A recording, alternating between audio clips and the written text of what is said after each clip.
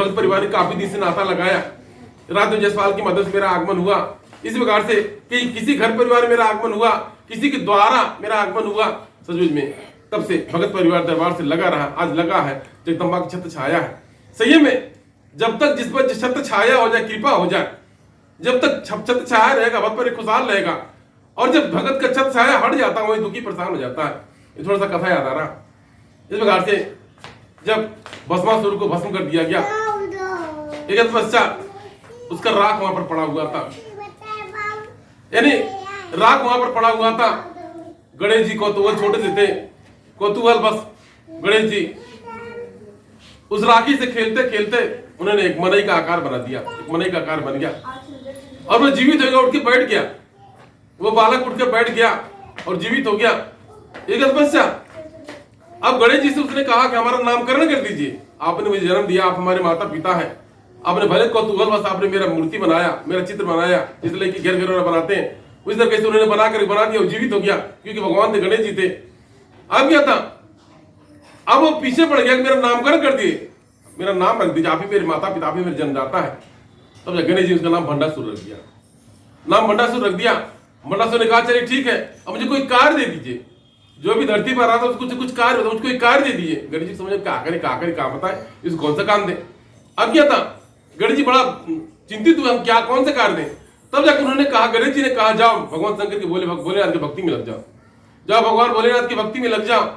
और यदि भगवान भोलेनाथ प्रसन्न हो जाए और तुमको दर्शन दे और अपने मन से कहे कुछ मांगना मत, उनको सिखा दिया गणेश जी ने, भंडासुर को सिखा दिया कि जब भगवान शंकर के भोलेनाथ की भक्ति में लग जाओ और घोर आराधना मिट्टी प्रार्थना करना, और जब कभी भगवान प्रसन्न हो जाए और दर्शन कर देने के लिए आ जाए और कहे तुमसे तू कुछ मांग, कुछ मांगना मत, कुछ मत मांगना, उनको अपने मर्जी छोड़ देना।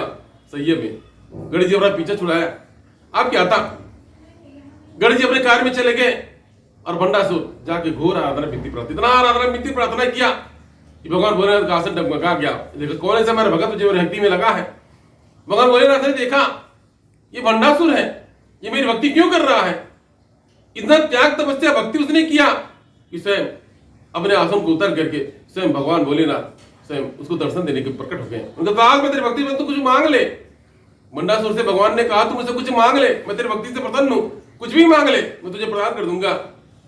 बारंबार कहते, किंतु भंडासुर को गणेश जी की बात याद रखा कि गणेश जी ने कहा है कि कुछ मांगना मत, उनकी इच्छा पर छोड़ देना।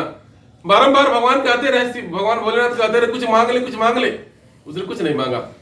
तब जाकर के भगवान भोलेनाथ प्रसन्न हो गए कि चलो तो था, मैं तुझे अपनी कृपा से 10,000 वर्ष का एक छत्र राज प्रदान करता हूं। तू 10,000 वर्ष तक निष्कंटक राज करेगा, कोई तुम्हारा विरोधी नहीं होगा, तुझे किसी प्रकार का रोग नहीं आएगा, कोई दिक्कत तकलीफ नहीं होगा, 10,000 वर्ष तक छत्र राज करेगा। जाओ तथास कह करके अंदर ध्यान हो गया। अब क्या था, भंडासुर दैत्य कुल का था, वह पाताल लोक में गया, पाताल लोक में गया क्योंकि उनको सद्बुद्धि मिल गया था। भगवान भोलेनाथ के द्वारा उसको सद्बुद्धि मिल गया, घर पर सद्बुद्धि मिल गया था, यानी भंडासुर को सद्बुद्धि मिल गया था। तमाम दैत्योदानों को कहा जाकर जाओ मांस मदिरा का परित्याग करो, घर घर शिवाला रहेगा, सब लोग पूजा पाठ करेंगे, आरती पूजन करेंगे, भक्ति भाव में लगेंगे। जितने दैत्य दानव थे सबने मांस मदिरा का परित्याग कर दिया, घर घर शिवालय बन गया, सब लोग पूजा पाठ करने लगे, इसलिए कि भगवान भोलेनाथ की कृपा हो गई थी, उन दैत्यों पर उनकी कृपा हो गई थी, सबको सद्बुद्धि आ गया था। जिन्हें कचर बचर मारकाट लड़ाई झगड़ा सब छोड़ दिया, सबने सात्विक बन करके भक्ति भाव में लग गए। धीरे धीरे 9,000 वर्ष बीत गया, यानी तो भोलेनाथ का वचन 10,000 वर्ष का था और 9,000 साल बीत गया, न कि उसका कभी तबियत खराब हुआ, न कोई उसका विरोधी हुआ, न कोई दिक्कत नहीं हुआ, अच्छे व्यतीत हो गया। अब क्या था, देवतागण बड़ा आनंदित थे, आनंदित भाई बोर थे, उत्सव मना रहे थे, आनंद मना रहे थे। इतने में नारद जी नारायण करते हुए जा रहे थे। नारद जी ने क्या बात है, देवतागण क्यों इतना प्रसन्न हो रहे हैं, क्या बात है।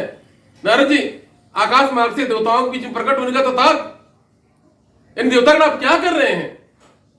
सारे देवताओं ने कहा हाँ नारद जी, प्रसन्नता की बात ही है।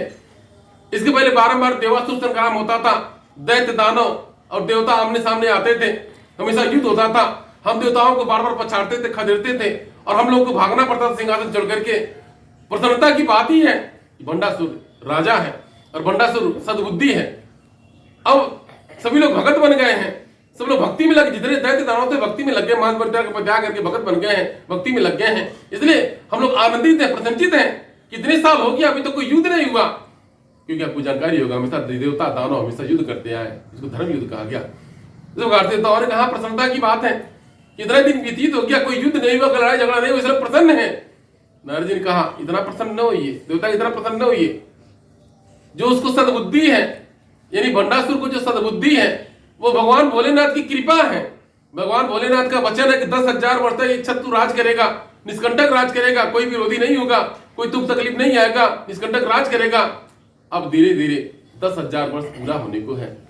जब 10,000 साल पूरा हो जाएगा, भंडासुर के मन में फिर से कुमति आ जाएगा, कुबुद्धि आ जाएगा, या फिर से मांस मदिरा का सेवन करेगा, तो हम आपस में लड़ेंगे और पूरे पुनः देवासुर संग्राम होगा। देवतागण भयभीत हो गए।